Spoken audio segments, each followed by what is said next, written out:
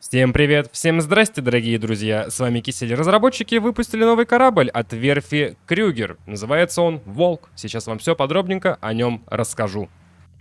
Начнем с описания этого корабля. Боевой корабль, в котором приоритет отдается качеству и маневренности, а дизайн вне времени воплощает основной принцип Крюгер Интергалактик – совершенство в каждой детали.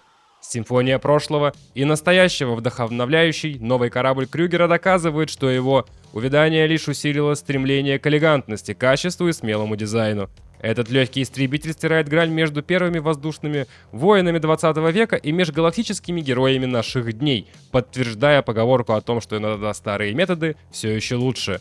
В Крюгер мы стремимся показать вам, что совершенство в каждой детали — это не просто слоган, а наша путеводная звезда. Мы начали свою деятельность почти 4 века назад, как производитель деталей на заказ, работая с такими гигантами отрасли, как RSI и Behring. Мы построили свою репутацию на точности и качестве, зная, что наш упорный труд однажды приведет нас в будущее передовой аэрокосмической техники. Внешний вид данного корабля отсылает нас к Звездным войнам прям сильно, дабы пощекотать наши кошелечки. Даже рассказывая про этот корабль, разработчики скопировали фрагменты из сериала «Мандалорец». Дизайн шикарный. Нравится все, кроме маленького гребня снизу. Разработчики со временем все более качественно подходят к созданию новых кораблей в Star Citizen. Тут даже, есть убирающиеся пушки, как в Elite Dangerous. Не у всех кораблей такое есть, кстати, и это хорошо, как по мне. Есть реальные, заметные заимствования в дизайне от кораблей Набу из Звездных войн. Посмотрите на предыдущий корабль от этой верфи, и вы поймете, что разработчики сделали скачок в дизайне за эти годы. Я довольно долго искал у этого корабля доступ к его модулям, но не нашел. Есть только лестница по левому борту и по правому доступ к инвентарю корабля. Почему так? Не знаю. Но вспомнилась история с тем же Катласом Блэк, который еще не пришел к золотому стандарту и у которого нету доступа к его модулям даже внутри корабля. И вспомнился маленький истребитель Фьюри, который хоть и очень мелкий, но имеет доступ ко всему оборудованию. Почему новый корабль обделили, не знаю. Если знаете, напишите в комментарии, почему. Что до кабины, ее дизайн хороший, напоминает спортивный автомобиль, но при взгляде со стороны, а не когда вы сидите за штурвалом. Тогда все выглядит довольно простенько, 2 монитора и радар посередине. И не все кнопки, конечно же, работают. Плюс меня также не покидает ощущение, что я сижу слишком высоко, как будто подложив пару подушек на сиденье. Из-за этого странное ощущение, которое как будто не позволяет мне слиться с кораблем. Не знаю, как это объяснить, не хватает словарного запаса. Что у нас там по выживаемости у этого корабля? По ХП корпуса и щитов у нас следующее. 4480 щита и 8500 корпуса. У Гладиуса, моего любимого, щитов столько же, а вот корпуса будет поменьше, 6110 единиц. И, кстати, вот так вот выглядят два этих корабля рядом. Я, если честно, думал, Волк будет поменьше. Arrow имеет всего лишь 2240 щита и 8508 с корпуса, а Буканир также 2240 щита, как Arrow, и 9408 с корпуса. Волк, считай, самый утанкованный здесь у нас. По вооружению у нас здесь очень странный выбор от разработчиков, но все же, 2 четвертых кинетических гатлинга — это, 2 четвертых кинетических гатлинга, но их нельзя поменять, а это проблема, так как боезапас не бесконечен и хватит его не на очень много, если вы, конечно, не будете стреляться 1 на 1. У Гладиуса, между прочим, 3 тройки, у Arrow 2 единицы и 2 тройки, а Буканир просто орудийная батарея, а не корабль. 1 четверка, 2 тройки, 2 единицы. И, кстати, обзоры на эти корабли имеются, плейлист по обзорам кораблей потихонечку разрастается, ссылочка на него в описании и закрепленном комментарии, как и на мой телеграм-канал, где выходит различная информация по Star Citizen и не только. А по ракетам у Волка 8 первых ракет, у Гладиуса 4 вторых и 2 третьих, у Arrow 6 вторых. Буканир же имеет 4 вторые. Что там по деньгам у нас выходит с этим кораблем? По стоимости у нас следующая картина. $100. И пока что так. Купить его за внутриигровую валюту нельзя, но потом можно будет. Гладиус у нас стоит 2,4 миллиона, и на сайте он дешевле, $90.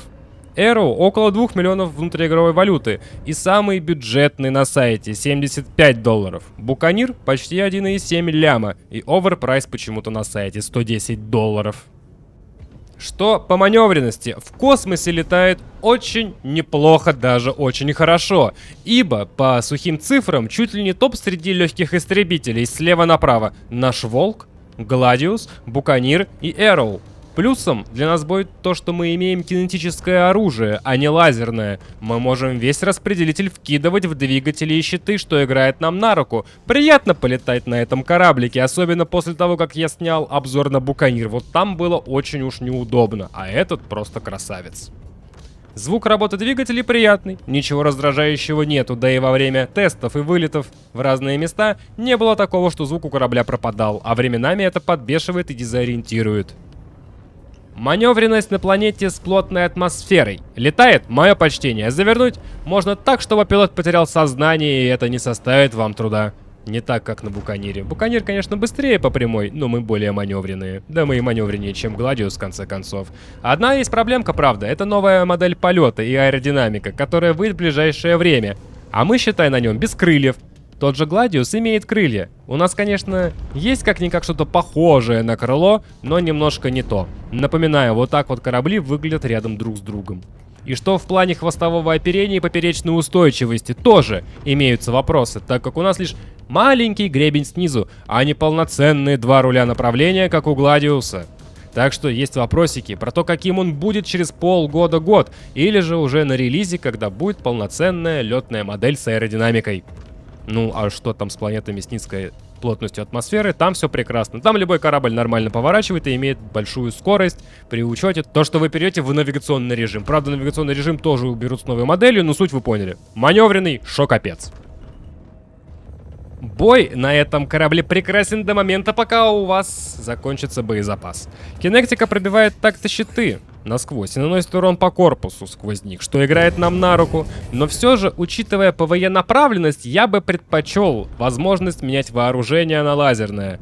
По сухим цифрам ДПСа давайте вкратце пробежимся. Если я возьму и поставлю кинетические гатлинги на Гладиус, я получу 1266 ДПС. На Буканире, сейчас если стоите, сядьте, 1960 ДПС, и на Эроу 1394 ДПС. В то время как наш Волк имеет 1354. И у нас больше, кстати, альфа-урон. Это, если что, урон с одного патрона. Плюс боезапаса нам хватит на подольше. Мы аннигилируем все, что до Хаммерхеда. Нам на него просто не хватит боезапаса, как и на того же Катерпиллара. Тестил все это на ивентовых миссиях по защите большого корабля. Выносил абсолютно все, но как я добирался до уничтожения последнего уцелевшего корабля Катерпиллар, у меня кончался боекомплект. Что грустно. По кораблю могу сказать следующее. Шикарный дизайн, новые смелые решения с точки зрения создания корабля. Да как-никак, маленький легкий истребитель с 2/4 пушками, при этом он живучий и маневреннее Гладиуса, но боезапас, который кончается, портит впечатление от этого красавца, сошедшего к нам из вселенной Звездных войн. Если нужен корабль для битвы с одним кораблем, то однозначно берем. Если для ПВЕ вылетов на пострелять корабли, я бы тут задумался о целесообразности. А что до ПВП, стоит его брать или нет, открытый вопрос. Как и вопрос о лучшем легком истребителе. Подготовлю материал со временем по этим вопросам и выпущу топ легких истребителей. Но сейчас говорить об этом рано из-за отсутствия новой полетной модели и аэродинамики. Как-никак, нам не только в космосе летать и стрелять. Мне зашел, но я все еще смотрю больше в сторону Гладиуса, но это вкусовщина.